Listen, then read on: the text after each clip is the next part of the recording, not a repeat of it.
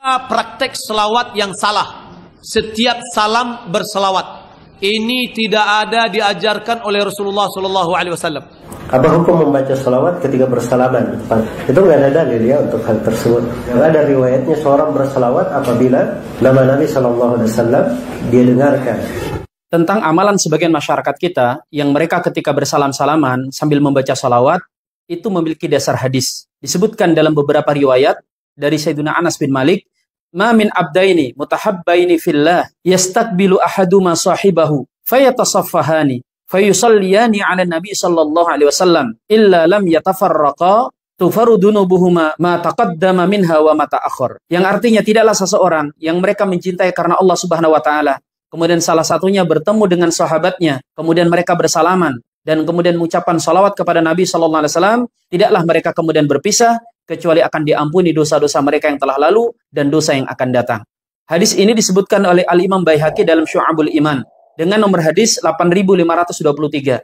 Juga disebutkan oleh Al-Imam Ibnu Sunni dalam kitab beliau Amal Yaum wal Lailah dengan nomor hadis 194. Juga disebutkan dalam Mu'jam Abi Ya'la dengan nomor hadis 162. Mayoritas ulama hadis memang menyatakan sebagai hadis yang lemah. Ini dinyatakan oleh Al-Imam Ibnu Hajar Al-Asqalani ketika beliau menukil perkataan Al-Imam Ukaili dalam kitab beliau Lisanul Mizan yang menyatakan bahwa hadis ini memiliki jalur periwayatan yang banyak tetapi semua hadisnya lunak. Lalu bagaimana hukumnya berjabat tangan sambil membaca salawat? Jelas hukumnya tentu diperbeda pendapat oleh para ulama. Sebagian ulama tentu mengatakan bahwa tidak perlu diamalkan karena hadis yang dhaif, tetapi faktanya mayoritas ulama menyatakan bahwa hadis tersebut bisa diamalkan. Mengapa? Karena berjabat tangan itu adalah sesuatu yang disunnahkan dan disyariatkan dalam Islam. Demikian juga dengan salawat. Bahkan salawat adalah salah satu zikir yang begitu luas penempatan dan penggunaannya. Itu mengapa kemudian kita dapatkan dalam kitab-kitab fikih di antara kesunahan saat bersalaman adalah dengan mengucapkan salawat. Fatwa ini bisa kita temukan dalam Al-Mawsu'atul Fiqhiyah Al-Kuwaitiyah. Di situ disebutkan, "Wa min adabil musafahah an yaqrunahal musafihu bihamdillahi ta'ala wal istighfar bi an yaqul yaghfirallahu lana wa lakum wa bisolati 'alan nabi sallallahu alaihi wasallam." Di antara adab berjabat tangan, yaitu orang berjabat tangan itu mengucapkan alhamdulillah atau mengucapkan istighfar dengan ucapan semoga Allah mengampuniku dan mengampuni dirimu, atau mengucapkan salawat kepada Nabi sallallahu alaihi wasallam.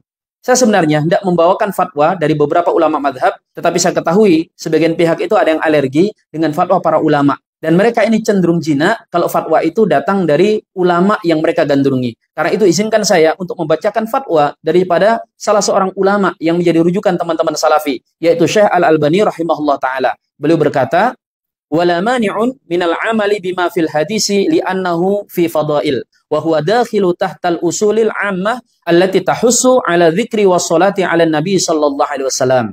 Beliau mengatakan, tidak ada larangan untuk melakukan ini, yaitu berjabat tangan sambil mengucapkan sholawat. Karena ini semuanya masuk ke dalam keumuman syariat, perintah untuk bersolawat dan perintah untuk berjabat tangan.